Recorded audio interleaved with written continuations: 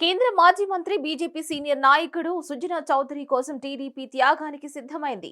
సుజనా చౌదరి బీజేపీలో ఉన్నప్పటికీ ఆయన మనసంతా టీడీపీనే అని అంటుంటున్నారు. అందుకు తగ్గట్టుగానే ఆయన కూడా వ్యవహరిస్తుంటారు.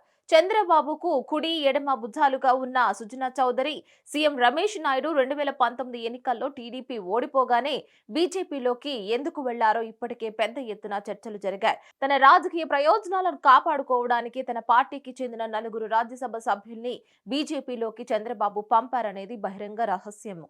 ఇక అందుకే 4 ఎంపీలు బీజేపీలోకి వెళ్లినా వారిపై అనర్హత వేటు వేయాలని టీడీపీ కనీసం ఒక్కనాడైనా ఫిర్యాదు చేయలేదు. ఇదంతా గతం. వర్తమానంలోకి వస్తే విజయవాడ నుంచి బీజేపీ తరపున సుజనా చౌదరి పోటీ చేయాలని ఉత్సాహంగా ఉన్నారు. ఇందులో భాగంగా ఆయన గ్రౌండ్ ప్రిపేర్ చేసుకుంటున్నారు. గత ఎన్నికల్లో విజయవాడ నుంచి టీడీపీ అభ్యర్థి కేశినేని నాని గెలుపొందారు. ఇప్పుడు ఆయనకు టికెట్ ఇచ్చే పరిస్థితి లేదు.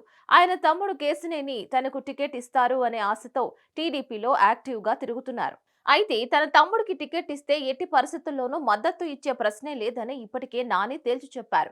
కేశినేని నాని మద్దతు ఇవ్వకపోతే అక్కడ టీడీపీ గెలిచే ప్రశ్నే ఉండదు.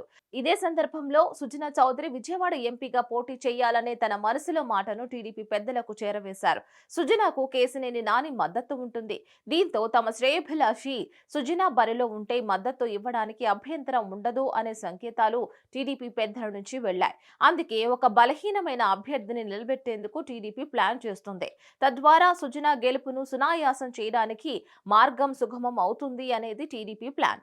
అంతా అనుకున్నట్లే జరిగితే సుజనాకి టీడీపీ పరోక్ష మద్దతు ఇస్తుంది అనడంలో సందేహం లేదు. మరిన్ని అప్డేట్స్ కోసం కీప్ వాచింగ్ హిట్ టీవీ.